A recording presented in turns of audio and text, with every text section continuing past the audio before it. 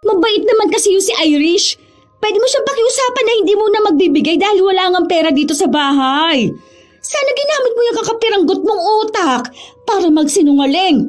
Sabihin mo, mapuputulan kasi tayo ng kuryente. Kawawa naman yung mga bata kapag nangyari yun. O sabihin mo na may sakit ka. Kaya kailangan mo ibili yun ng gamot. Mga simpleng palusot lang sana, John Mark. Kaso dahil kakapiranggot lang yung utak mo, hindi mo mapag-isipan. Sa ating dalawa halata na hindi ako may kakapiranggot na utak. Alam mo naman dapat ang obligasyon nyo sa paluwagan nyo.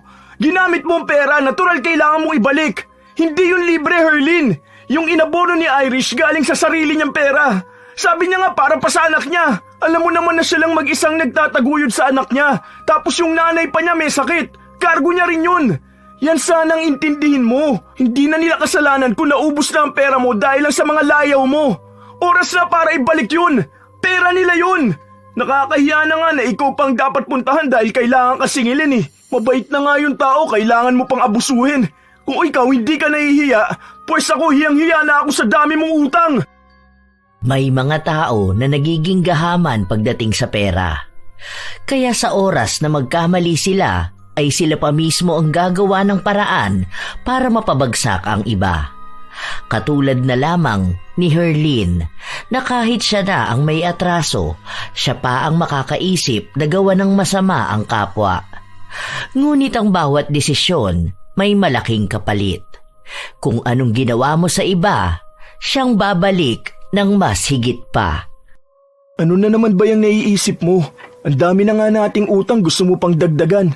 Ito na nga yung sagot para mabayaran natin ang mga utang natin. Tapal utang na naman? Sa ginagawa mo talagang hindi tayo makakaalis sa mga utang na yan eh.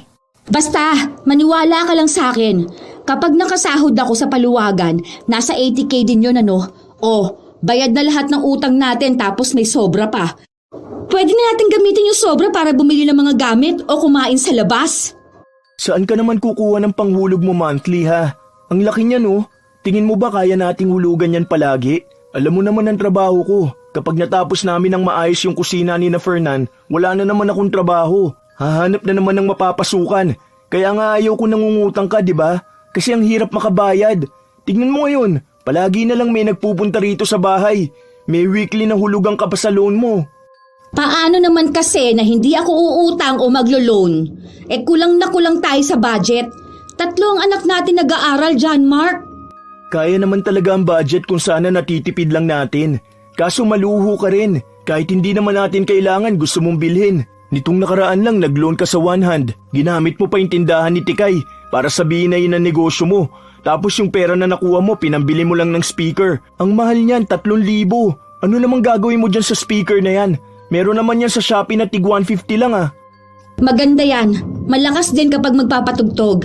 Ganyan yung binili ni paring Bart. Yung sinasabi mo naman na tig 150, tayo lang makakarinig dito sa bahay, no? Yan ang hirap sa'yo eh. Nakikipagpaligsahan ka palagi. Yung mga yun may mga pera kaya nagsasayang sa mga walang kwentang bagay. Tayo wala naman. Kahit na anong sabihin ni John Mark sa kanyang misis, pinagpapatuloy pa rin ito ang paglapit sa kaibigan niya para sa paluwagan na kanyang sasalihan. Inasikaso na muna ni Herlin ang kanyang mga anak. Nang makapasok na sa paaralan ng mga bata, saka siya nagtungo sa bahay ni na Irish. May iilan pa siyang nakakasalubong na pinagkakautangan niya pero puro lang din pangako ang sinasabi niya sa mga ito. Kahit na halos lahat na ng mga kapitbahay niya ay meron siyang mga utang, hindi siya nahihiyang ibalandra ang kanyang mukha dahil ang kanyang katwiran, balang araw ay mababayaran niya rin naman ang mga utang niya, kaya bakit pa siya yuyuko o magtatago sa kanila? Nang makarating siya sa bahay ng kaibigan, sakto nakalalabas lang din ng 2 tao na naghulog ng kanilang utang. Kilala si Irish sa lugar nila bilang nagpapahulugan ng mga gamit at isa na rin sa responsableng namamahala ng paluwagan. 7K monthly ang hulog, no? Oo ate, tapos ang available slot na lang ay 7 at 9. Ang layo naman yan. Ako na lang kaya ang mauna. Ay, Yan ang hindi pwede, ate. Kasi si Jennifer ang mauunang sasahod eh. Yun ang napag-usapan namin kasi siya talaga yung suki ng paluwagan. Ako naman first time ko lang, kaya dapat akong mauuna, di ba? Good payer kasi yun, ate. Kahit sa mga pahulugan naming cellphone, talagang nagbabayad siya kung kailan talaga ang hulugan. Minsan nga mas maaga pa. Ni hindi yun nalilate. Ikaw kasi, ate, first time mo kaya hindi ko alam kung talagang makakabayad ka. Ito naman parang ano? Anong akala mo sa akin hindi marunong sa mga ganyang hulugan? Yung sa one hand ko nga ngayon, walang palya, ni hindi rin ako na late ha? Yun lang talagang dalawa ang pwede mong pagpilian. 7 o 9. Depende na lang kung aalis ang iba na nasa taas para magpalipat. Be, sige na. Alam mo, kailangan talaga ng pamilya namin ng pera na yan eh. May paggagamitan kasi ako. Kahit siguro na pangalawa na lang akong sasahod. Huwag naman yung pang 7 or 9. Ang tagal nun eh. Magiging responsable naman ako sa pagbabayad. Gagamitin ko kasi yung pera sa pangnegosyo ko. May nakausap na akong supplier ng bigas eh. Kaya gagamitin ko lang panimulayan. Sige na, be. Kung alam mo lang kung gaano yan magiging malaking tulong sa akin. Tatry ko, ate, ha? Hindi ko alam kung sinong mapapakiusapan ko sa kanila. Chat na lang kita pero a-add na rin kita sa GC. Tapos kung sakali man na walang papayag, ikaw na lang ang magdesisyon kung kukunin mo pa ba yung 7 or 9. Sana, be. Magawan mo ng paraan, ha? Salamat talaga. Mabait si Irish kaya madali itong mapakiusapan. Kaya alam ni Herlin na gagawan yon ng paraan ng dalaga. Ilang araw na ang nakalipas ay wala pa ring nakukuhang mensahe si Herlin. Kaya ang ginawa niya ay bumalik siya sa bahay ni Irish para pakiusapan ito. Be, anong araw na ngayon oh? Wala pa bang balita dyan? Ano bang sabi nung nakausap mo? Magugulo kasi ang list kapag isisingit ka, ate. Pero ganito na lang, gagawa ako ng bagong grupo at doon kita isasali. Mauna ba ako dyan, ha? Baka mamaya nasa last na naman ako. Dahil ba bago lang ako kaya ganito? Para namang hindi tayo naging magkaibigan noon, ha? Susubukan ko na pang una ka. Kaso baka hindi na 80k eh. Kasi baka wala kang ibang makasabay o kaya matagalan tayong makapuno ng members. Siguro mga 50k. Hindi ba pwede yun? Na kahit ako na lang mag-80k kung sakali man na hindi nila kaya? Kasi ako kaya ko naman. Titingnan ko, ate, ha? Or kung sakali na 50k lang, pahulugan mo na lang ako ng dagdag na 30k? Tapos monthly ko rin ibibigay sa'yo. Ano sa tingin mo? Pwede naman yan. Basta makakuha din ako ng budget dun sa iba kong pinapahulugan. Basta, ate, ha? Huwag mo naman ako ipahiya sa ganito. Lalo na ikaw ang papaunahin ko. Ang daming aasa sa susunod mong hulog. Oo naman. Ano ka ba naman? Ano ba kasing akala mo sa akin tatakbuhan ng utang ko? Kahit magtanong ka doon sa amin, may mga pinagkakautangan ako pero hinaharap ko naman sila. At kapag may pera ako, talagang binabayaran ko. Siguro kaya ka lang natatakot kasi may mga naririnig kang chismis tungkol sa akin, no? Wala naman, te. Pero kasi naalala ko lang nung magkatrabaho tayo. May paluwagan din nun na tag 500 lang kada sahod. Kaso minsan hindi ka nakakapagbigay. Hoy, anong hindi? Baka kamo iniipit ng admin natin. Hindi ako ang may mali doon, ano? Nagbibigay ako sa kanya. Tapos, malalaman ko na hindi pala niya hinuhulog. Tapos ako pa magbumukhang masama. Ay, sige na pala. Uuwi na ako. Leave na ako dun sa isang GC tapos add mo ako dun sa bago, ha? Salamat ulit, ha? Halata sa mukha ni Herlin ang tuwa habang pauwi siya. Pag-uwi niya ay nagpatugtog din siya na para bang meron talaga siyang dapat na ipagdiwang. Nak, punta ka nga sa tindahan tapos utang ka ng Coke. 2 yung malaki, ha? Sabihin mo babayaran ko rin yun kasama yung iba ko pang utang. Bilisan mo na. Paluto na tong pansit. Saka pauwi na rin ang papa nyo. Noong una ay ayaw sumunod ng kanyang anak. Pero nang sigawan at pagalitan niya ay wala na itong nagawa. Madalas kasi na kapag nagpupunta ng tindahan ang bata at uutang, pinapagalitan ito ng tindera at sinasabi na ang haba na ng kanilang listahan. Bilang isang bata, nakakaramdam siya ng kahihiyan kapag ganon ang inaasta ng tindera. Ilang sandali lang din ay dumating na si John Mark. Kasunod niya rin ang bata na walang dalang kahit na ano galing sa tindahan. Oh, nasaan na ang Coke? Sinabi ng bata na ayaw siyang pautangin dahil hindi na raw sila pwede pang umutang hanggat hindi pa sila nagbabayad. Ang sama naman na ugali nun. Baka hindi ko talaga siya bayaran dahil sa kagaganyan niya. Teka, ano nga bang meron? Bakit nagluto ka ng pansit? Saka anong Coke? Ano tong tugtugan mo? Anong celebration? Wala naman may birthday sa atin ah. Kasi nga, makakasahod ako dun sa paluwagan ni Irish. 80K yun. Mababayaran na natin ang mga utang natin. At talagang nagpapakasaya ka pa? Utang din yung gagawin mo, Herlin. Paano natin mababayaran ng 80K ha? Hulugan naman yun, ano ka ba? Hulugan? Magkano monthly niyan? Nasa 7K? 8K? Magkano bang sahod ko ha? May matino ba akong trabaho? Kaya naman yan ang sahod mo. Oh, kung sasahod ka ng 10K monthly, di ba?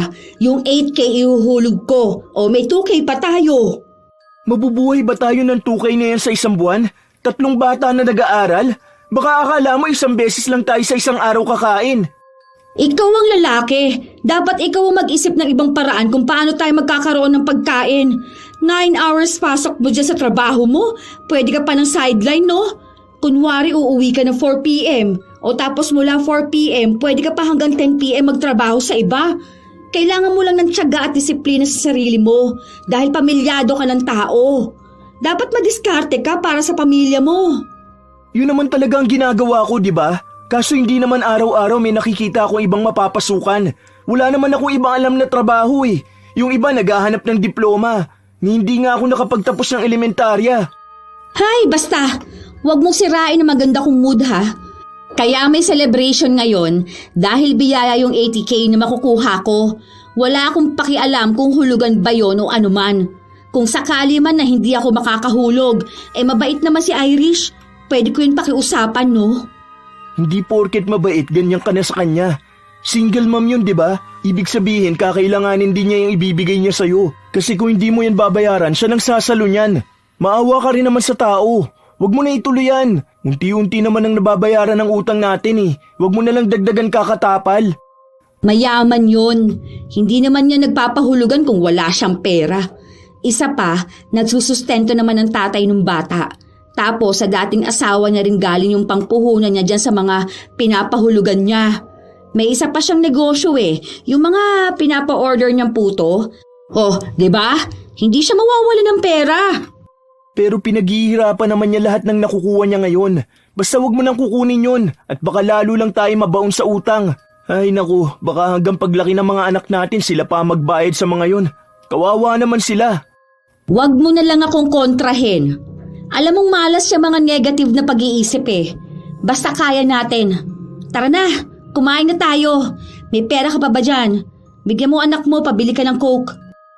Ilang beses pang kinausap ni John Mark ang kanyang asawa para lang wag nang ituloy ang binabalak nitong gawin. Pero dahil nakapagdesisyon naman na si Herlin, hindi na niya ito napigilan pa.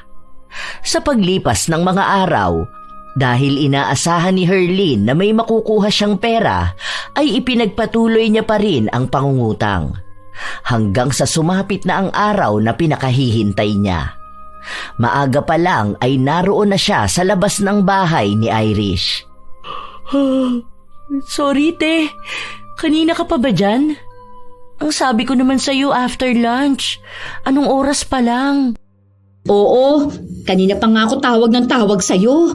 Excited na kasi ako eh. Pasensya ka na ha, kagigising mo pa lang yata. Madalas kasi na 10 a.m. ako nagigising kasi inaabot ako ng madaling araw sa mga ginagawa ko. Ang hirap ba magbilang ng pera? Hindi naman pera ang binibilang ko, ate.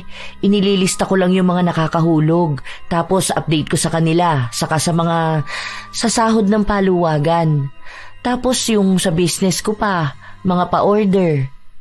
Upo ka na lang muna dyan, te. Nagkape ka na ba? Oo, kanina sa bahay. Kumain na rin ako. Kasi nag-asikaso ako sa mga anak ko papasok sa school, di ba? Sige na, magkape ka na lang muna. Okay lang naman maghintay ako rito. Timpla lang ako ng kape ha, tapos kukunin ko na yung pera. Malawak ang ngiti ni Herlin habang iniisip na niya sa kanyang sarili na makakahawak na siya ng malaking halaga ng pera. Sa katunayan, yun lang ang unang beses na makakahawak siya ng ganoong halaga. Binibilang na niya kung sino ba ang mga babayaran niya at ano ang pwede niyang mabili. Nang ilabas ni Irish ang lagayan ng pera, halos lumuwa na ang mga mata ni Herlin. O ayan te, 80K yan. Pabilang na lang ako. Hindi na nag-aksaya pa ng oras si Herlin. Maingat niyang binilang ang pera na para bang ayaw niyang may makaligtaan siyang isa. Okay na be, saktong 80K to. Basta ang usapan natin ate ha, tuloy-tuloy ang hulog niyan. Oo naman, ako pa ba papalya? Kita mo nga ako ang unang naghulog, di ba? Basta ganun pa rin ang araw ng hulugan. Pwedeng mauuna ka pero wag naman late kasi kawawa naman yung susunod na sasahod kapag maghihintay pa siya. Sumang-ayon lang si Herlin at bawat salitang binibitawan niya ay talagang nakakasigurado na maghuhulog siya. Nang makauwi siya sa kanila, agad siyang nagkulong sa kwarto at inilista ang mga babayaran niyang utang. Bale, yung inutang kong panghulog ko, 3K to kay Marisa, 2K kay Tokayo, 3K kay Kuya Junjun. Tapos, magkano ba tong kay Susan at Ate Sol? Sino pa ba tong mga pinagkakautangan ko? Habang iniisa-isa ni Herlin ang bilang ng mga dapat niyang bayaran, panipis naman ng panipis ang perang kanyang hawak. Dahil sa nakikita niya, tila ba nagkakaroon siya ng panghihinayang na bayaran ang lahat ng pinagkakautangan. Ay, kalahati na lang pala muna ibabayad ko kay Kaybalong. Mabait naman yun. Sino kaya rito pwedeng hindi ko muna bayaran? Sayang naman kasi ang pera kung ibibigay ko lang din lahat sa kanila Saka, may kasabihan na kapag may hawak kang pera, dapat uunahin mo muna ang sarili mo. Kaya, bibili ako ng blender mamaya. Nang maisip na ni Herlin kung sino-sino muna ang kanyang babayaran at kung magkano ang kanyang ibibigay, nagpunta na siya sa bahay ng mga ito. May mga nagrereklamo sa kanya dahil inabot na nga ng taon ang kanilang paghihintay, hindi pa rin naibigay ng buo ang bayad. Ito naman ang daming nirereklamo. Hindi ka nila magpasalamat, di ba? Buti nga nakabayad pa ako kahit nakalahati. Hayaan mo, kapag may pera na ulit ako, babayaran ko na ng buo. Lalagyan ko pa yan ng tubo. Sige na, kunin mo na yan. Ano, ayaw mo ba? Wala na lamang nagawa ang mga pinagkakautangan niya dahil kung tatanggi sila, mas lalo lang silang malulugi. Nang araw din na yun, sinundo ni Herlin ang kanyang mga anak para kumain sila sa labas. Nagtataka ang mga bata kung saan siya kumuha ng pera dahil noong nakaraan lang daw ay naririnig nila ang kanilang ama na problemado sa ibabayad sa kuryente. Natawa na lamang si Herlin sa sinabi ng kanyang mga anak at ipinaliwanag niya na hindi na po problemahin ng kanilang ama ang ipambabayad sa kuryente dahil nabayaran na niya ito. Pumili rin sila ng masasarap na pagkain at walang pakialam si Herlin kahit naabutin pa ng 1,000 ang babayaran niya. Pakiramdam niya kasi ay napakayaman niyang tao. Bago pa sila umuwi, bumili sila ng mga bagong damit ng mga bata. Binilhan niya rin ang kanyang asawa. Pag-uwi ni John Mark, nagulat siya sa nakita niyang mga plastik sa loob ng bahay. Anong meron? Saan galing yung mga yan? Binili ko, ano pa ba? Ay, oo nga pala. Kumain ka na muna. Gusto mo bang ipainit ko muna ang manok? Nasaan ang mga bata? Kumain na ba kayo? Saan naman galing ang perang pinambili mo sa mga to? Huwag mo sabihin sa akin na may nakita ka na namang bagong utangan. May loan ka na naman? Huwag ka nga diyang panay tanong. Para naman sa mga bata yan, oh. Tuwan-tuwa nga sila kanina nung binibili namin yan. Saka may damit ka dyan, pati na rin pants. Nung nakaraan naawa na ako sa'yo eh. Nagpapatahi ka sa akin ng butas mong pantalon. O ito, tingnan mo dali. Isukat mo pala para malaman ko kung kasya sa'yo. Para kapag hindi, ibabalik ko bukas. Kinuha mo pa rin talaga yung pera sa paluwagan ni Irish? Ano namang masama? Paluwagan yon. Ang ibig sabihin lang, hulugan. Nabayaran mo naman lahat ng pinagkakautangan natin. Nagbayad na ako, pero hindi naman lahat. Pero at least may hulog na ako sa kanila, di ba? Nabawasan na ang mga pinagkakautangan natin. Ano ba naman yan, Herlin? Ang sabi mo, pag nakuha mo yung sa paluwagan, magbabayad ka na sa lahat. Kapag kasi ibinigay ko sa kanila yung mga utang natin, kaunti na lang matitira sa akin. Sayang naman no, paano na lang ang gagamitin natin sa bahay ha? Hindi sana kami nakalabas ng mga bata. Hindi sana sila naging masaya habang binibili yung mga gamit nila. Palibasa, ayaw mo kaming nagiging masaya eh. Gusto mo kaming maging malungkot. Gusto mo na damahin namin palagi na mahirap lang tayo. Hindi ko sinabi na huwag kayong maging masaya. Pero hindi naman yung masaya ngayon tapos sa susunod na araw puro na lang pagdurusa. Kasi wala na naman tayo ibang iisipin kung paano tayo makakabayad ng utang. Ay, ewan ko sa'yo! Palibasa hanggang grade 5 ka lang kaya ganyang kakitid yung utak mo eh. Kaya hindi tumataas yung pangarap mo para sa amin ng mga anak mo dahil mababa lang ang pinag-aralan mo. Oo, alam ko naman na mababa lang ang pinag-aralan ko. Pero hindi totoo na wala akong pangarap para sa inyo ng mga anak natin. Kaya nga ginagawa ko ang lahat para mabigyan kayo ng maayos sa pagkain araw-araw, di ba? Kaya nga pinag-aaral ko ang mga bata dahil ayoko matulad sila sa akin. Pero labas na to sa mga pinaggagawa mong pagpasok sa mga kautangan na hindi naman natin kayang bayaran. Ang hinihiling ko lang naman sana, huwag kang umasta na kaya mo makipagsabayan sa mga kapitbahay nating may mga pinagkukunan ng pera. Hindi mo kasi naiintindihan. Nagmumukha kaming kawawa ng mga anak mo. Anong kawawa? Hindi kayo kawawa. Isipin mo na lang na may bahay tayo, may tubig, may kuryente, may nakakain araw-araw. Hindi lahat ng tao merong ganyan. Nagiging kawawa ka lang dahil iniisip mong kawawa ka. Hindi ba kami kawawa nito? Yung anak ng iba may mga tablet tapos yung mga anak natin wala. Kumakain sila sa mamahaling kainan tapos tayo dito lang tayo palagi sa bahay. Nakikita ko mga post nila, umiinom sila ng mahal na kape tapos ako rito yung 3-in-1 lang. Hindi mo ba talaga maintindihan? Sila may pera, tayo kakarampot lang. Sapat lang para sa pamilya natin. Kaya hindi mo alam kung gaano kahirap kumita ng pera dahil hindi ka naman nagtrabaho kahit na isang beses, di ba? Kung alam mo lang ang hirap mabilad sa arawan, ang matuyuan ng pawis, ang magkakalyo ang daliri para lang kitain ng barya-baryang ipambibili ng pagkain, ang tipirin ng sarili at okay lang kahit na tinapay lang ang kainin, basta wag lang mabawasan ng perang iuuwi. Baka kapag yun ang naranasan mo, maiintindihan mo ako kung bakit ayaw kitang umuutang. Lahat naman ibinibigay ko na eh. Hindi ko lang talaga kaya ang mga hiling mong gawain ng mayayamang tao. Pangarap ko rin naman yun para sa inyo eh.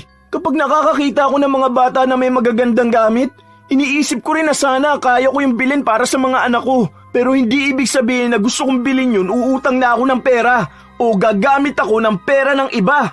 Huwag mo akong paandaran ng mga ganyang kadramahan mo sa buhay ha. Ang sabihin mo, ayaw mo kaming makita na umaangat sa buhay. Simpleng bagay na nga lang ito nagpapasaya sa amin eh. Ay, kumain ka na dyan. Matutulog na ako. Masama ang loob ni John Mark dahil kahit na anong paliwanag niya sa kanyang asawa ay hindi ito nakikinig sa kanya. Hindi pa man dumarating ang araw ng hulugan, problemado na siya kung anong gagawin niya. Kung saan siya hahagilap ng bago pang trabaho. Halos ayaw na niyang matulog para lang may maidagdag na pera. Naiisip din kasi ni John Mark na walang ibang kamag-anak na tutulong sa kanya. Ang mga kapatid niya ay may kanya-kanyang buhay at pamilya. Ayaw naman niyang maging pasakit sa kanila dahil lang sa utang na pasan niya. Habang lumilipas ang mga araw, naging mas magastos pa si Herlin. Bumili siya ng bagong cellphone at sa tuwing may maiisip siyang pagkain ay binibili niya. Umaakto siya na para bang hindi ganon kadaling mauubos ang kanyang pera. Isang araw, walang pasok si John Mark, kaya nanatili lang siya sa kanilang bahay para magpahinga. Masama rin kasi ang kanyang pakiramdam. May pagkain na tayo? Anong ulam? Mamaya na, parating na. Ha? Ulam ang tinatanong ko. Anong parating na? Nag-order nga ako ng ulam. Tinatamad ako magluto. Gumastos ka na naman. Sana sinabi mo na lang sa akin para ako na nagluto. Hindi na, okay na yun. Nasa 900 lang naman yun. 900? Sa ulam lang? Lechon manok naman yun.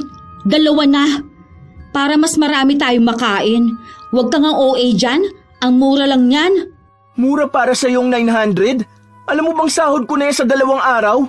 Kung ibinili natin yan ng ulam tapos rekado, ang dami na yan. Gulay tapos sahog na karne. Ilang araw na budget na yan. Mura lang naman talaga eh.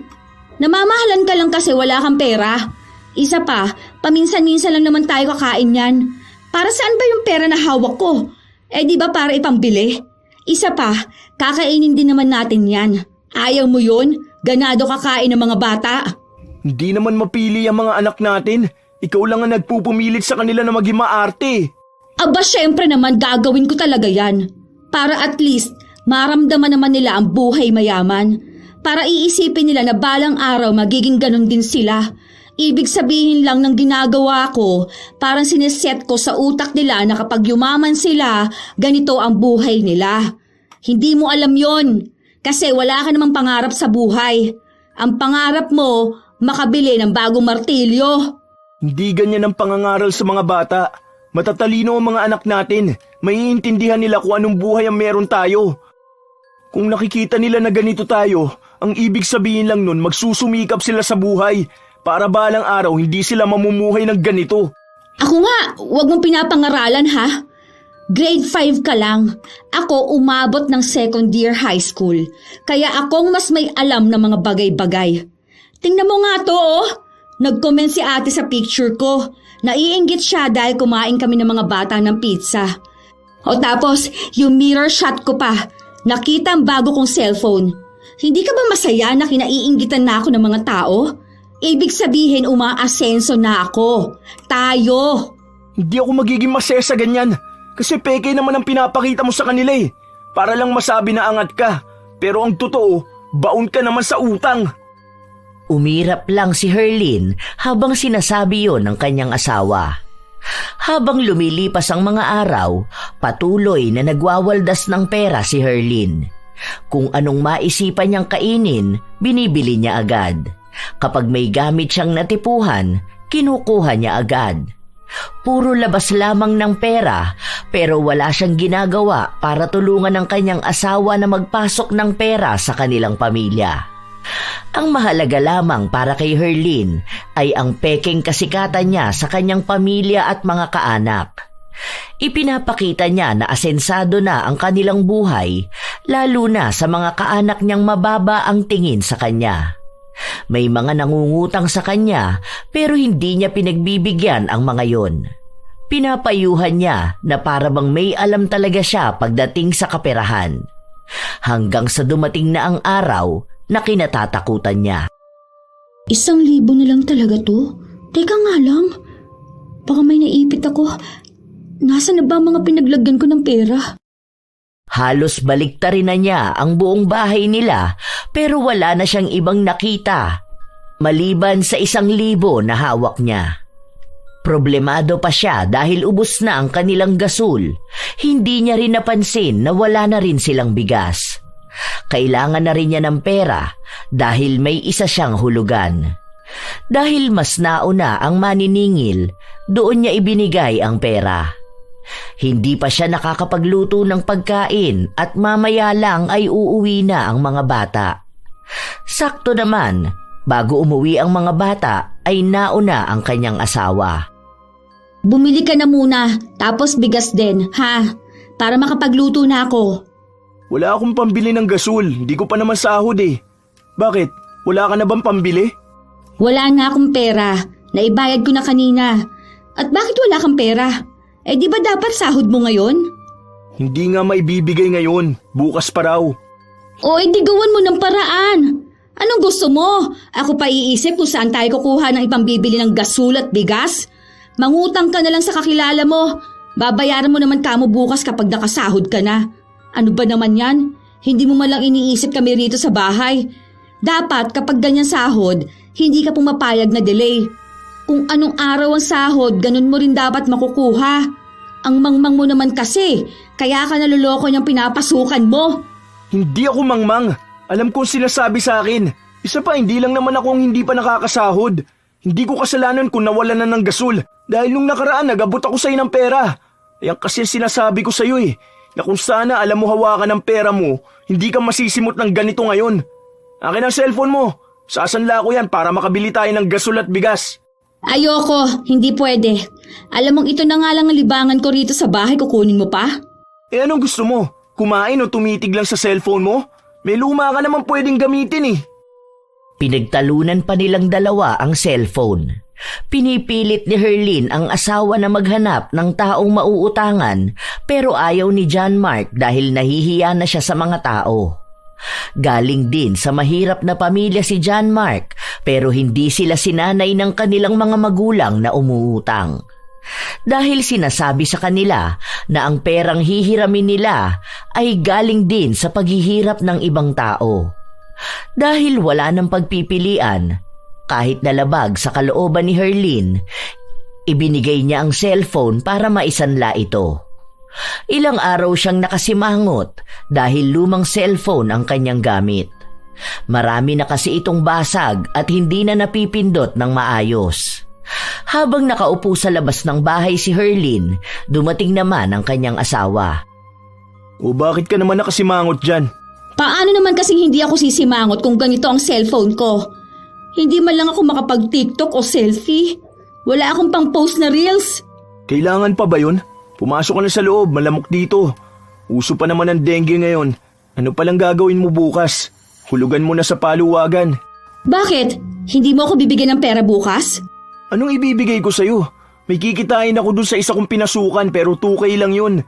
Ibibili yun ng bigas tapos baon pa ng mga bata. Ano ba naman yan, John Mark? Ano namang ihuhulog ko? Akala ko bang sabi mo gagawa mo ng paraan ng 8K? Umasa pa naman ako. Ang sabi ko, susubukan ko. Tingin mo ba may tao na magbibigay sa akin ng 8K? Kahit yata mamalimos ako dyan sa tapat ng mall, hindi ko mabubuno yung kailangan mo. Ito na nga bang sinasabi ko Kapag wala kay panghuhulog, akong bubulabugin mo. Kaya nga ayaw kitang sumali dyan dahil dagdag problema lang yan. Tingnan mo nga. Hindi pa bayad ang lahat ng utang natin, pero may kailangan ka pang hulugan na ganyan kalaki. Wala ka talagang silbing asawa, no? Hindi mo man lang ako matulungan kapag ganito. Saan ko ba ginastos ang pera, ha? Sa pamilya naman natin, di ba? Kumain ka rin naman ng mga pagkain binili ko gamit ang pera na yon. Ay! Ang hirap naman magkaroon ng ganitong asawa. Napakamalas ko sa buhay! Hindi natapos ang pagdaldal ni Herlin. Nagsasalita siya ng masasakit tungkol sa kanyang asawa.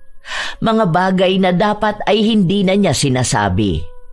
Patuloy niyang hinahanapan ng pera si John Mark.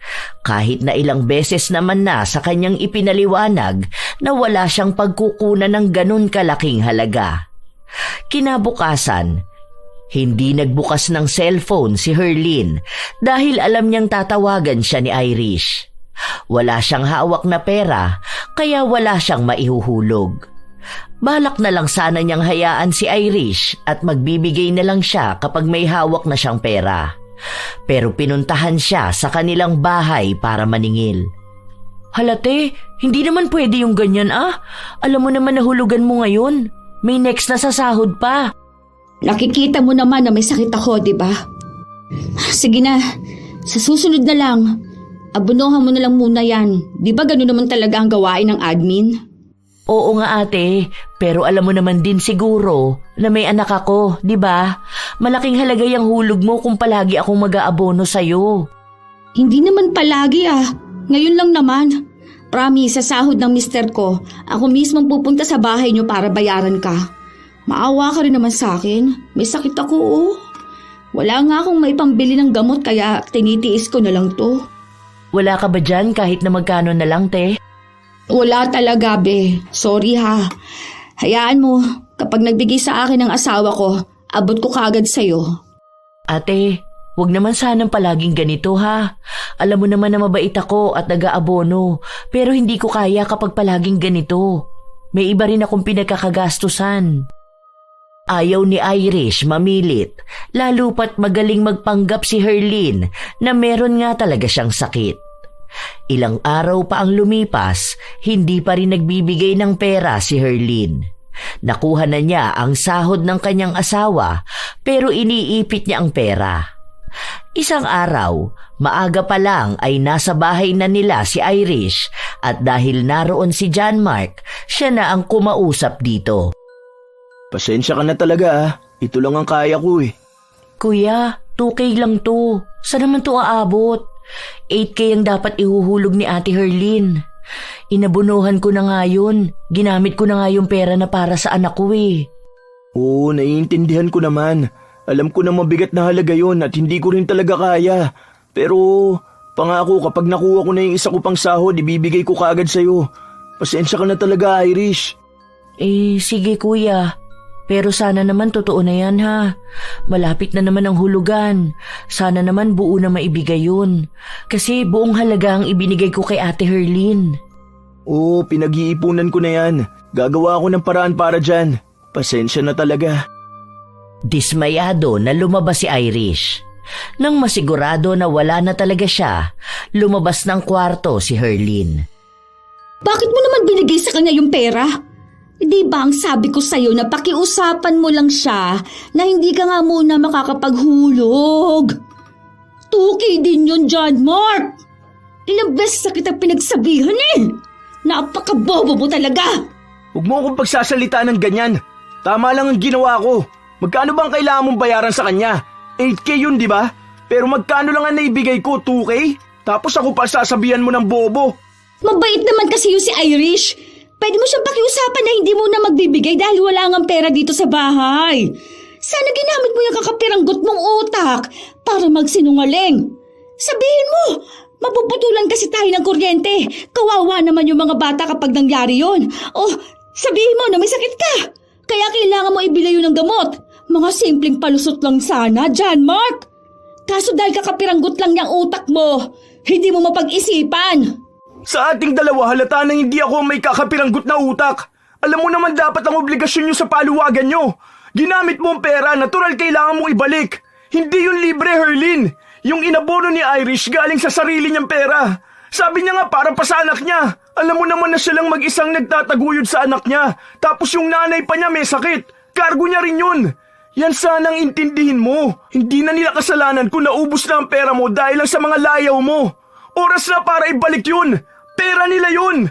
Nakakahiya na nga na ikaw pang dapat puntahan dahil kailangan ka singilin eh. Mabait na nga yung tao, kailangan mo pang abusuhin. Kung ikaw hindi ka nahihiya, pues ako hiyang-hiya na ako sa dami mong utang. Sa wala pa nga tayong ibabayad. Isa pa, may tatay yung bata.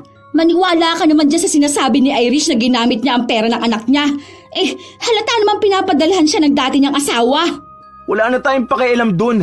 Ang sa atin, kailangan mo ibalik ang perang nagamit mo na. May mga tao rin na nag-aabang na makasahod. Huwag mo naman sanang pahirapan si Irish. Awa na lang dun sa tao. Ikaw ang maawa sa pamilya natin. Yon, may negosyo. Merong pinagkukunan ng pera. Tayo wala naman, di ba? Oh, yun naman pala eh. Alam mo na wala tayong pinagkukunan ng pera. Pero bakit kung umasta ka dyan, akala mo may milyon ka nakatago sa bangko? Basta! Maghintay siya kung kailan ako magbabayad sa kanya. Ayoko pa naman ang kinukulit ako. Halos araw-araw na pinagtatalunan ng mag-asawa ang tungkol kay Irish. Nagbigay kasi ng pera si John Mark para kahit na paano ay mabawasan ang utang ng kanyang asawa. Dahil sa ginawa niyang yun, halos palayasin na siya ni Herlin. Ilang beses siyang sinabihan na bobo o mahina ang utak dahil nagpapadala siya sa pagpapaawa ni Irish. Pero kahit na anong paliwanag ni John Mark, sarado ang kaisipan ng kanyang asawa para unawain ang sitwasyon. Ilang buwan pa ang nakalipas, mas lalong dumami ang kanilang problema. Sumusugod na sa kanilang bahay ang ilang pinagkakautangan ni Herlin. Hiyang-hiya na si John Mark na harapin ang mga yun. Hindi na niya alam kung ano pa nga bang maipapangako niya. Halos magmakaawa na siya sa mga tao para magbigay pa ng pasensya. May ilan na napapakiusapan niya. May ilan naman na nagbabanta na sa buhay ng kanyang asawa. Isang araw, habang mag-isa lang sa loob ng bahay si Herlin, biglang dumating si Irish. Wala nga, di ba?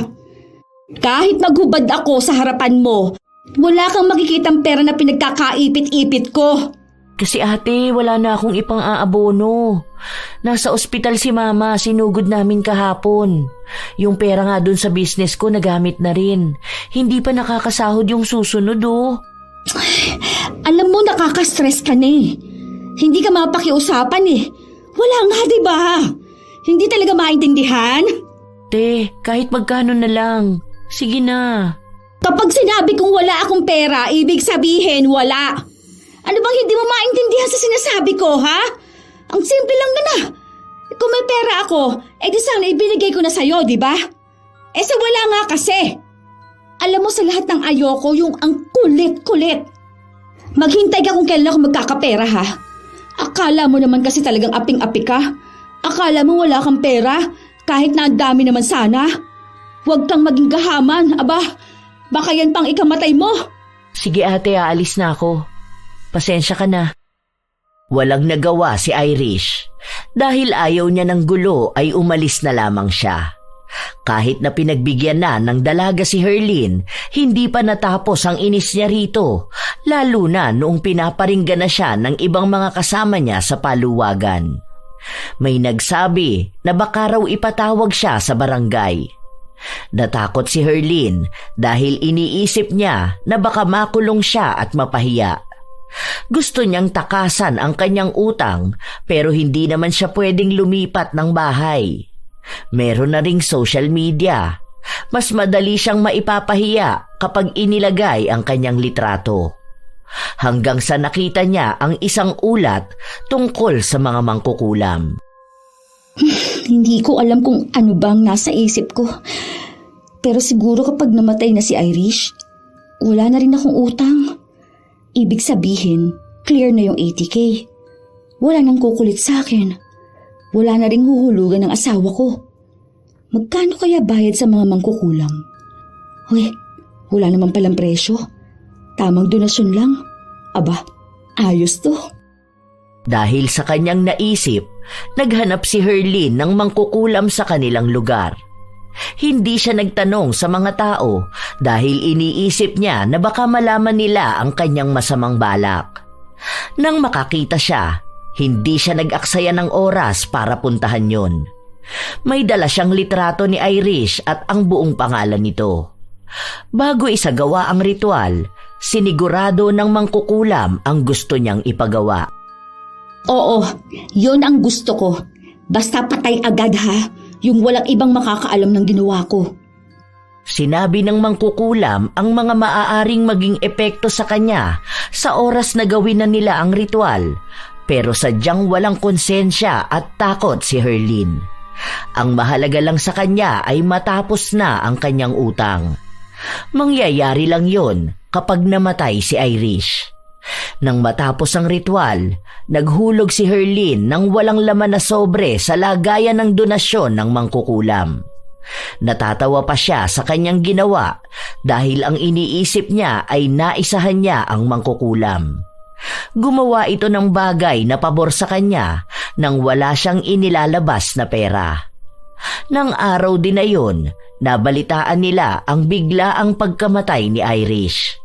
Wala raw paliwanag dahil bigla na lang itong nahimatay. Hala, kawawa naman si Irish. Lalo na yung anak niya. Ilang taon pa lang yun eh. Tapos hanggang ngayon nasa ospital pa rin yung nanay niya. Yon! Buti na lang, hindi tayo makakabayad ng utang sa kanya. Ayos! Seryoso ka ba dyan sa sinasabi mo, ha? Hindi ka man lang talaga kinikilabutan? Uy, bakit naman ako kikilabutan? Kung sa oras na talaga niya, dapat maging masaya tayo dahil wala na tayong stress. Habang ang mga tao na malapit kay Irish ay nagluluksa, si Herlin naman ay nagdiriwang. Isang gabi, nagpunta sila sa burol ni Irish. Pinipilit ni Herlin na huwag ipakita ang kanyang saya at nagkunwari na nakikiramay siya sa pamilya nito. Nakita niya ang dating asawa ni Irish na nag-aasikaso sa burol. Kinausap yun ni Herlin, pero ang tanong niya ay para masigurado na wala na nga siyang babayaran na utang. Wala raw alam ang lalaki kung sino ang may mga utang kay Irish at dahil patay naman na raw ang babae, baka hindi na rin magbayad ang iba. Nagtagal pa ng kaunti sa burol si Herlin. Tinitignan niya ang mga nakikilamay hanggang sa napansin niya ang isang babae sa hindi kalayuan. Kamukha yun ni Irish. Yun ang unang beses na kinilabutan siya. Dahil nakatingin yon ng diretso sa kanya. Mal, nakikita mo ba yung babae na yun? Sino kaya yun? Saan dyan? Yung naka-blue? Hindi ko kilala yan. Wala naman akong gaanong kilala rito eh. Hindi yun. Ayun o. Yung babae naka-white tapos parang may ruffle yung blouse. Para kasing kilala ko siya. Ha? Wala naman ah. Baka kurtina lang yan. Malabo na ba mata mo sa malayuan? Hindi na kumibo pa si Herlin. Iniisip niya na maaari ngang guni-guni niya lang yun. Pero yun pa lamang ang simula ng kanyang nakakikilabot na karanasan. Isang tanghali, habang makulimlim ang langit, nagpasya si Herlin na matulog. Ang araw na yon ang libing ni Irish, pero hindi siya nagpunta. Habang natutulog siya, bigla siyang nagising dahil sa iyak na kanyang narinig. Mahina lang yun, pero nasa loob lang ng kanyang kwarto. Ang akala niya noong una, may batang umiiyak sa labas kaya sinita niya ito. Pero nagpatuloy lang na may umiiyak. Dahil sa inis niya, tumayo siya at nagpunta sa bintana. Pagsilip niya, walang katao-tao sa labas. Muli niyang narinig ang iyak, pero sa likuran na niya nanggagaling. Kinakabahan na siya, halos ayaw na niyang lumingon. Ilang sandali pa, napasigaw siya nang bumukas ang pinto ng kwarto. Uy, ano ba nangyayari sa'yo? Nakakagulat ka naman. Bakit kailangan mo pa sumigaw? Hindi, wala. Nagulat lang din ako. Ang aga mo naman atang umuwi. Akala ko mamayang gabi ka pa. Tapos na namin yung trabaho. Sa susunod na araw, sasama ako kay na paring Marlon. Pakyawan daw yun eh. Teka, sigurado ka bang ayos ka lang? Parang namumutla ka. Oo nga pala, hindi ka ba nakipaglibing? Masakit ang ulo ko eh. Natutulog nga ako kanina, kaso ang ingay ng anak ni Rosel. Umiiyak ba naman dyan banda sa bintana? Nagising tuloy ako. Wala naman sila dyan kahapon pa. Nasa Pangasinan sila. Ewan ko, baka 3 araw yata sila dun. Nung paalis kasi sila, nasa lubong ko. Kaya naitanong ko rin. Sige na, magpahinga ka na ulit. Nagtataka si Herlin dahil paanong wala ang kanilang kapitbahay kung may naririnig siyang umiiyak. Pero binaliwala na lamang niya yon. Hanggang sa lumipas ang mga araw, kahit na saan siya magpunta, may nakikita siyang tao na hindi niya kilala pero nakakatakot kung tumingin sa kanya. Isang gabi, habang nasa kasarapan sila ng tulog, bigla na lamang nagising si Herlin. Hindi siya makagalaw. Nahihirapan siyang huminga. Ilang sandali lang, nakita niya ang isang babae na nasa kisame. Nakabaliktad ito at diretsyong nakatingin sa kanya. Wala ring makitang puti sa mga mata nito. Nais sumigaw ni Herlin o gisingin ang kanyang asawa na nasa tabi niya lang. Ngunit wala siyang magawa dahil hindi siya makagalaw. Hanggang unti-unting bumababa papunta sa kanya ang babae. Nang tumapat na ito sa kanyang mukha, nakita niyang si Irish yun. Naninigas na siya. Kahit na pagpikit, hindi na niya magawa. Hanggang sa bigla na lamang nawala ang babae at hinila siya ng kanyang asawa patayo. Huy, binabangungot ka. Nakikita ko siya. Kahit saan ako pumunta, lagi niya akong sinusundan. Nakikita mo sino? Si Irish. Siya yun. Parang hindi niya ako pinatatahimik. Palagi siyang nagpapakita sa akin. Kahit saan dito sa bahay, kahit sa labas. Nakasunod siya palagi sa akin. Kung ano-ano na naman yung pinagsasasabi mo. Bakit ka naman susundan ng kaluluwa ni Irish? Baka nakukonsensya ka lang dahil sa utang mo sa kanya. Kakaisip mo yan sa kanya kaya akala mo nakikita mo siya. Tigilan mo na yan. Nung buhay pa siya hindi ka makausap ng maayos. Tapos ngayon patay na siya kung ano-ano na namang ini-imagine mo. Hindi mo pa patahimikin yung kaluluwa ng tao. Kahit na anong sabihin ni Herlin, hindi siya pinaniniwalaan ng kanyang asawa. Hindi na nga siya tinitigilan ng kaluluwa na nakikita niya. Nagiging malaking epekto yon sa kanyang katinuan. Minsan, kapag nasa kusina siya ay bigla na lamang siyang sisigaw. Kaya pati ang mga anak niya ay natatakot na sa kanya. Bigla-bigla rin siyang nagsasalita na para bang meron talaga siyang kausap. Dahil sa napansin yon ng mga bata, nagsumbong na sila sa kanilang ama. Ano ba talaga nangyayari sa'yo, Herlin? Pati mga bata nagtatanong na sa akin kung pwede na sa ibang bahay na lang sila tumira. Kasi bigla-bigla ka na lang daw sumisigaw. Hindi ko alam kung nababaliw ka na ba eh. Bakit ka naman mababaliw? Dahil sa stress? Ako pa nga ang stress dahil sa mga utang mo. Maayos naman ako mag-isip. Hindi ako nababaliw. Kung hindi, ano yung pinagsasasabi mo sa mga bata na nasa kwarto natin si Irish? Na nasa ilalim siya ng lamesa, na nasa likod ng pinto, na nakikita mo siyang nakaakbay sa'yo kapag nagsasalamin ka. Patay na si Irish. Sana naman patahimikin mo na rin ang kaluluwa ng tao. Totoo yung sinasabi ko. Hindi niya ako nilulubayan. Nakikita ko siya kahit saan eh. Hindi siya umaalis kahit na anong gawin ko. Nasa isip mo lang yan. Di ko alam kung karma na ba yung maituturing eh. O talagang hinahabol ka ng kasalanan mo sa kanya. Kulang ka lang sa dasal eh. Kilalanin mo rin kasi ang Diyos. Hindi palaging pera na lang ang inaatupag mo. Kahit na anong gawin ni Herlin, hindi nawawala ang pagkita niya sa katauhan ni Irish mula sa mga kaluluwang pagala-gala sa kung saan-saan. Minsan pa, nakikita niya itong nakaupo sa kama nila o kaya ay nasa isang sulok. Ang alam lang ni Herlin, hindi naaalis ang masamang tingin ni Irish. Isang gabi, hindi makatulog si Herlin. Bukas ang ilaw dahil natatakot siya sa anong hatid ng dilim. Nakapikit siya, pinipilit ang sarili na dalawin ng antok. Hanggang sa dumilat siya, naaninag niya ulit ang mukha ni Irish na nakadungaw sa bintana. Sa takot niya ay napapikit siya, pero kahit na ganon ay nakikita niya pa rin ang imahe ni Irish. Nakakatakot. Tigilan mo na ako! Ayoko na! Tama na! Ayoko na! Irish, Herlin, lumayo ka ano na bang sa ginagawa mo? akin. Umayos ka nga! Ayun na siya. Ayun si Irish! Huwag mo ko nibigay sa kanya ha!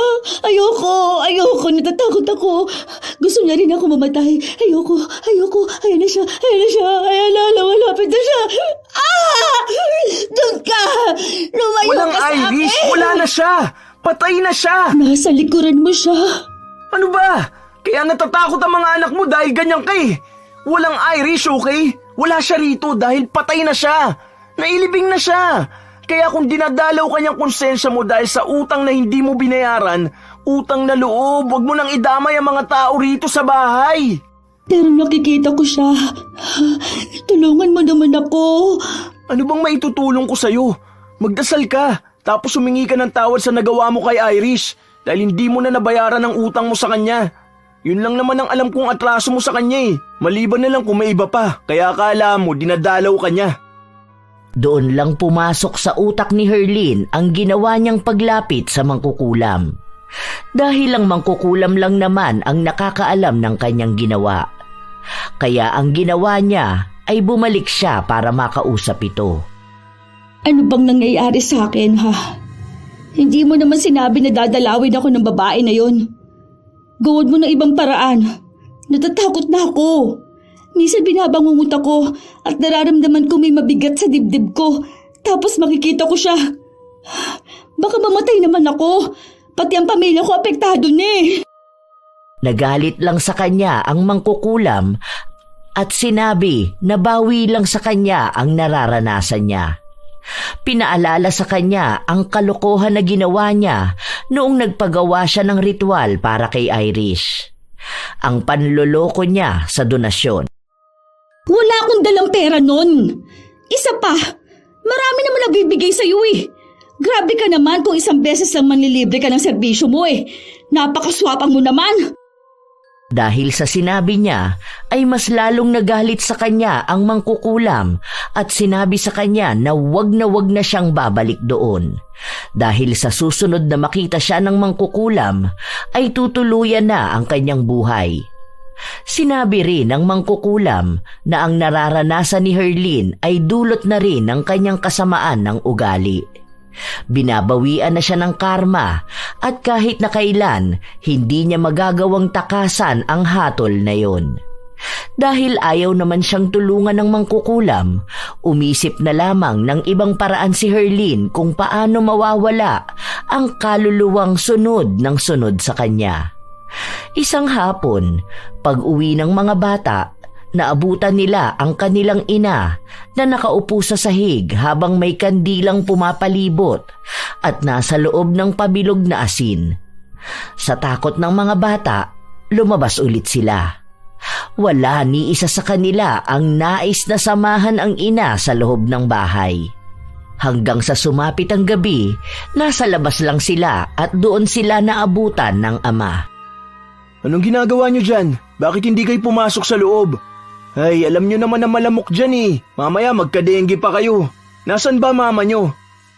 Sinabi ng panganay nilang anak na natatakot sila dahil baka raw demonyo na ang kanilang ina dahil sa ginagawa nito. Hindi pa nakikita ni John Mark ang ginagawa ng kanyang asawa kaya pumasok siya sa loob ng bahay.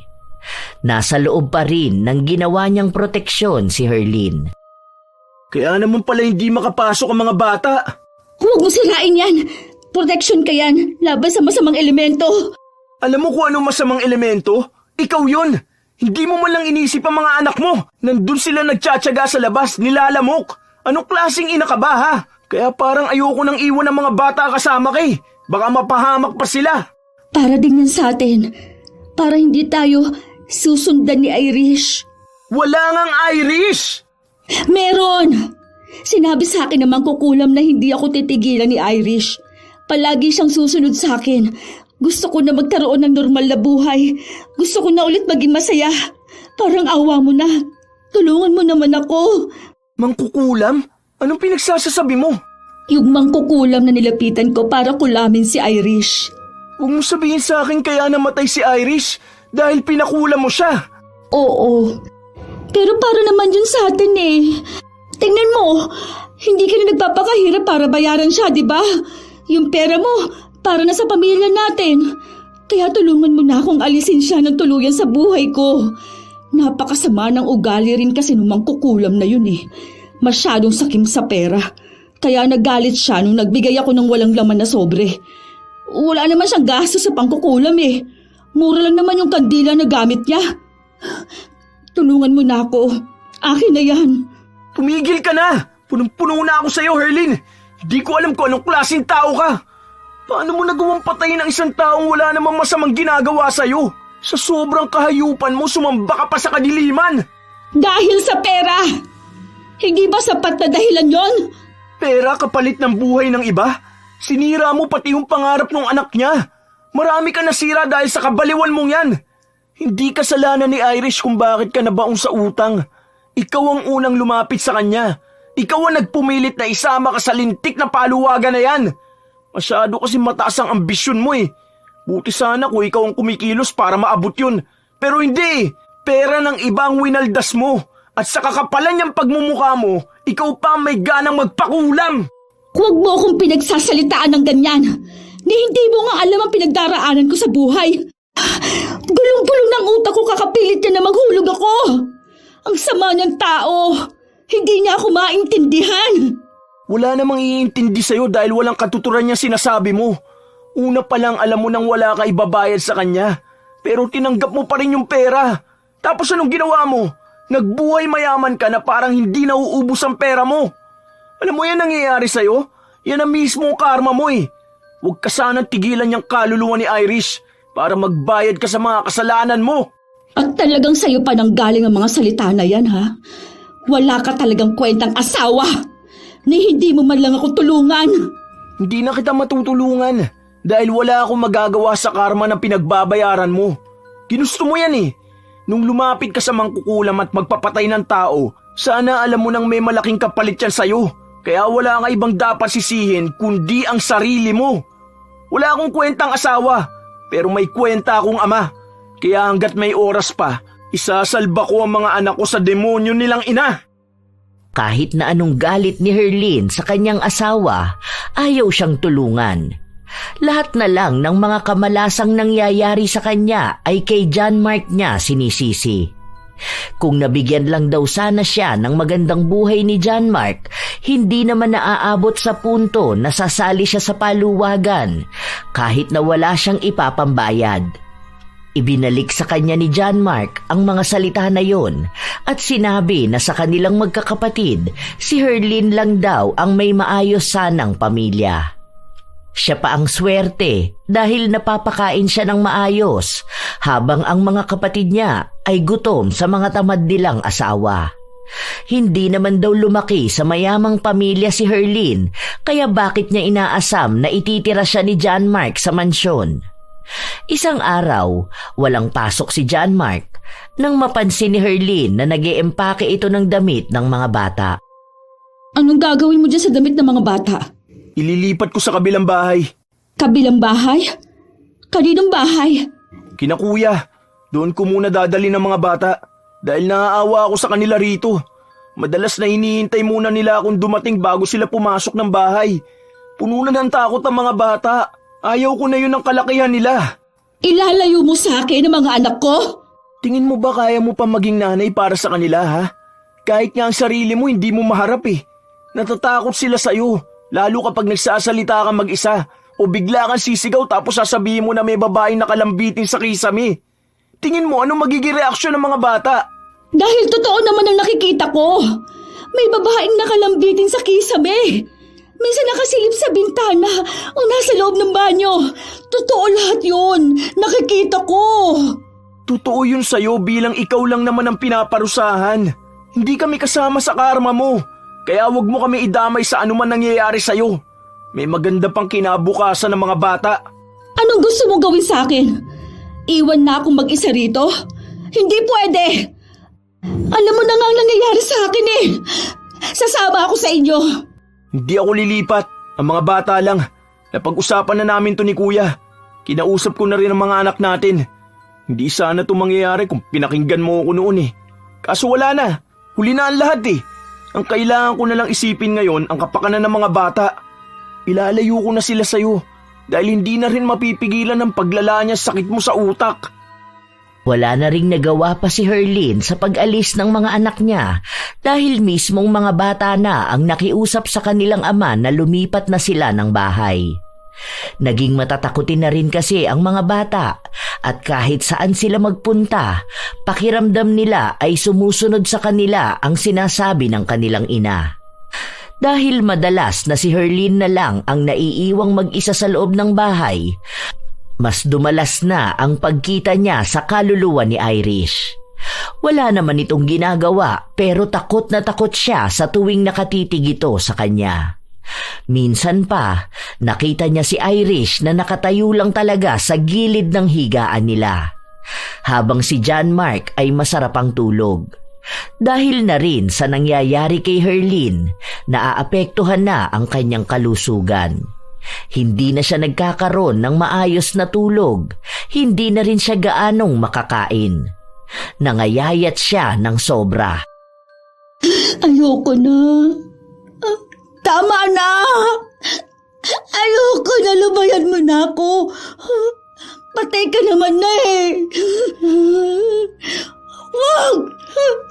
Tulong! Tulungan niyo ako! Napatakip sa kanyang mukha si Herlin dahil hindi mawala sa kanyang utak ang imahe ni Irish. Mangilang beses niyang inuntog ang kanyang sarili sa pader. Patuloy niya yung ginagawa hanggang sa magdugo. Wala siyang pakialam kahit na nasasaktan na siya. Mabuti na lang ay dumating agad ang kanyang asawa para pigilan siya. Dinala siya sa ospital dahil sa pagdurugo ng kanyang ulo. Talagang nasisiraan ka na ng bait, no? Ayaw mo naman kasi maniwala sa akin. Ayoko na makita si Irish. Gusto ko na magkaroon ng maayos na buhay. Paano ka naman magkakaroon ng maayos na buhay kung inuusig ka na ng konsensya mo dahil sa ginawa mo kay Irish? Kumanap ka ng albularyo na magpapagaling sa akin. Sige na. Ewan ko kung may mahahanap ako. Sandali lang, bibili lang ako ng pagkain sa labas. Kanina pa ako nagugutom eh. Bumalik sa pagkakahiga si Herlin. Pinipilit niya ang sarili na italiwas ang kanyang iniisip para hindi niya maalala si Irish. Pero kahit na anong gawin niya, paulit-ulit lang na bumabalik sa kanya ang alaala ng ginawa niya. Habang nakahiga si Herlin, narinig niya ang ingay sa kabila. May nakaharang kasi sa pagitan nilang berdeng kurtina. Hindi niya alam kung sino ang pasyente na nasa kabila. Basta ang alam niya, may tao roon dahil maingay ang kama. Pwede bang wag mong likutin ang hinihigaan mo? Ang ingay! Ang sakit sa ulo! Walang sumagot, pero maingay pa rin. Sa inis ni Herlin, tumayo siya para hawiin ang kurtina, pero laking gulat niya dahil walang tao. Siya lang ang mag-isa na nasa loob. Nang ibalik niya ang kurtina, naririnig na naman niya ang ingay. Nanginginig na siya sa takot, pero sinilip niya pa rin ang kabila. At doon niya nakita na may isang babaeng nakaputi. Niyuyugyug nito ang kama habang nakaupo siya. Pwede bang itigil mo yan? Utang na loob. Tumigil ang babae at doon unti-unting lumingon sa kanya. Mukha pa rin ni Irish ang nakikita niya. Napaatras si Herlin at bumalik sa kanyang kama. Muli na naman niyang narinig ang ingay ng kama sa kabila. Ayaw na niyang tingnan dahil alam na niyang hindi yun tao. Ano bang dapat kong gawin para tigilan mo na ako? Ayoko na. Hindi sumasagot ang babae. Hanggang sa palakas ng palakas ang ingay. Sumasabay pa ang pagsigaw ng babae na nakakabingi para kay Herlin. Ayoko na! Ano ba, Irish? Malahimik ka na! Sakto naman dumating ang kanyang asawa at pilit siyang pinapakalma. Pero nagsisisigaw pa rin siya at binabanggit ang pangalan ni Irish. Kaya napilitan na rin ang mga doktor na turukan siya ng pampakalma. Inabisuhan din si John Mark na ipatinginan niya ang kanyang asawa dahil maaaring may diferensya na ito sa pag-iisip. Noong una ay ayaw pa ni John Mark dahil mahal ang magiging bayad. Pero nang malaman niya na may programa ang gobyerno na pwede silang makakuha ng libreng konsultasyon, ay yun ang ginawa ni John Mark. Bakit mo ko dadalhin dito? Hindi ako baliw. Ang sabi ko sa'yo, samahan mo ko sa albularyo, di ba? Kailangan mo rin to. Baka tama nga sila.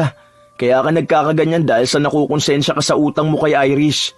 Hindi ko na nga rin alam kung totoo bang sinasabi mo tungkol sa mangkukulam eh. Baka mamaya kung ano-ano na lang ang naiisip mo. Tapos akala mo totoong ginawa mo yun. Totoong nangyari yun. Hindi ako nababaliw. Kaya umalis na tayo rito. Ayoko rito. Baka mapagkamalan pa akong nababaliw. Muling nagwala si Herlin. Halos walang makapigil sa kanya. Nakakasakit din siya ng sino mang mahahawakan niya. Nagsisigaw siya at hindi nawawala ang sinasabi niyang naroon si Irish. Kung ano-ano na lang din ang binabanggit niya. Sa mga sumunod na linggo, naging mas agresibo at malala si Herlin. Bibihira na lamang din siyang makausap ng maayos dahil mas madalas na sumisigaw lang siya. Hanggang nagpasya na rin si John Mark na dalhin siya sa mental hospital. ako nababaliw! Ano ba? Bitiwan niyo ako! John Mark! Hindi ako baliw! Pasensya ka na. Hindi ko na talaga alam ang gagawin ko sa'yo. Hindi ka na pwede maiwan mag-isa. Nung nakaraan lang may sinaktan kang tao. Dahil iniisip mo na siya si Irish at pinipilit kang isama sa kadiliman. Totoo yun! Hindi yun kabaliwan! Ayoko sumama sa kanila. Huwag mo akong ipasama sa kanila, ha? Mas maaalagaan ka nila dun. Hindi na kita kaya. At gusto ko na rin pagtuunan ng pansin ng mga anak natin. Pasensya ka na. Tumawag ka ng albularyo. Matutulungan niya ako. Sige na. Hindi ako lulubayan ni Irish. Andito siya ngayon, oh. Naghihintay lang kung saan kami pupunta. Huwag mo kong ibigay sa kanya. Hindi ako baliw. Si Irish siya may kasalanan nito. Hindi ako baliw. Paulit-ulit na sumisigaw si Herlin nang hindi siya baliw at isinisigaw ang pangalan ni Irish. Naririnig yon ng mga kapitbahay nila at naging tampulan na siya ng mga bali-balita. Ang sabi pa ng iba, tinamaan na siya ng karma dahil sa sama ng kanyang ugali at tama lang daw ang naging desisyon ng kanyang asawa. Dapat daw ay matagal na siyang iniwan ni John Mark. Kahit na nasa mental hospital na si Herlin, patuloy pa rin siyang dinadalaw ni Irish. Isang gabi, nakaramdam na naiihi si Herlin. Tumayo siya at nagpunta sa banyo. Habang umiihi siya, napansin niyang may babae na nakasilip sa ilalim ng pinto. Nakahiga ito at ang mga mata nito ay nakatitig lang sa kanya. Tigilan mo na ako, Irish! Tigilan mo na ako! Ayoko na! Tama na! Parang awa mo na! Hindi na tinigilan ng kaluluwa ni Irish si Herlin. Bibit-bitin niya ang kaparusahan na yon hanggang sa kanyang kamatayan. Simula nang lumapit si Herlin sa kadiliman, ang ibig lamang sabihin noon ay hindi na siya makakaalis kahit na kailan. Kahit na anong gawin niya, susundan at susundan siya ng kanyang konsensya, lalo pat wala namang masamang ginawa sa kanya ang taong pinapatay niya. Yun na ang kanyang parusa dahil na rin sa kasakiman niya sa pera. Habang siya ay nabubuhay, palagi niyang mararamdaman ang presensya ng dilim. Tunay talaga na may mga taong hindi kayang pigilan ang kanilang sarili na maging masama, lalo na kapag may kinalaman nito sa pera. Nagiging iresponsable. Hindi naman masamang maghangad ng material na bagay o gawain na tingin mo ay magpapasaya sa'yo. Pero dapat ay daanin mo sa paghihirap, hindi sa pangungutang o paggamit ng pera ng iba. Matapos mong magwaldas, saka mo gagawa ng masama ang taong tumulong lamang sa'yo? Kung magagastos mo man ang pera ng iba, naway maging responsableng ibalik ito ng maayos. Huwag sanang suklian ng kasamaan ang mabuting pakikitungo ng iba. Huwag abusuhin ang kabutihan ng kapwa, sapagkat ang bawat kilos ay may balik. Ang tunay na ginhawa at kasiyahan ay bunga ng pawis at sakripisyo, hindi ng panloloko o paglapit sa dilim. Katulad ni Herlin, inakala niyang madadaan sa ritual ang pagtapos ng kanyang problema. Pero siya rin naman pala ang magdurusa ng panghabang buhay. Maaaring naloko niya ang ibang tao, pero kailanman hindi niya matatakasan ng konsensya. Ito ay palaging bubulong at lalapit sa kanya upang ipaalala ang maling nagawa. Kailanman ay hindi makakatulong ang itim na kapangyarihan para makatakas. Isa itong bitag na kapag lumapit ka, hindi ka na kailanman makakatakas. Sa huli, ang kasakiman ay laging may kapalit. At madalas, ang kabayaran ay mas higit pa sa kaya mong pagbayaran. Nakakalungkot ang nangyari kay Irish dahil ikinapahamak niya pa ang kanyang kabutihan. Sadya talagang may mga tao na sumisira ng tiwala katulad ni Herlin. Kayo ba mga apo, Nakaranas na rin ba kayo ng maloko ng kasamahan ninyo sa mga paluwagan? Ano rin ang inyong opinyon sa ating bagong kwento ngayon? Ibahagi nyo naman at nais ko itong mabasa. Shout out sa ilan sa mga masusugid na tagapakinig ng mga istorya ni Lola Telang. Princess Joy Bagus, Maria Maricar Mendoza, Maria Girly Piloton, Caroline Romion, Anwario Agovida, Conelo PH Channel, Nelly Layag, Jean Lu Official, Sharon Dueñas, Grace Doris Riano, Cassius Clay Rivera, Joy ng Bahrain, Carlita Nocerale, Sherlyn Joseco, Pasiano Guerrero, Agnes Padlan, Marivic Campos. Shout out din sa inyo, Yasmin, Cheryl Bronyosa, Ras Gabriel Datulay, Ziona Rose, Lucille De Lima, Rosalie Cawano, Kim Bara, Weng Acaso, Ira Malin, Merly Amistad, Mary Jenny Rhea Batiduan, Arlene Castro Ramos, Pureza Tagiwalo, Ami Pakana, Alexander, Alona Padayaw at Satobi Shawarma ng San Pedro Laguna, Liza Agodo at sa Agodo Family. Salamat sa pakikinig nyo.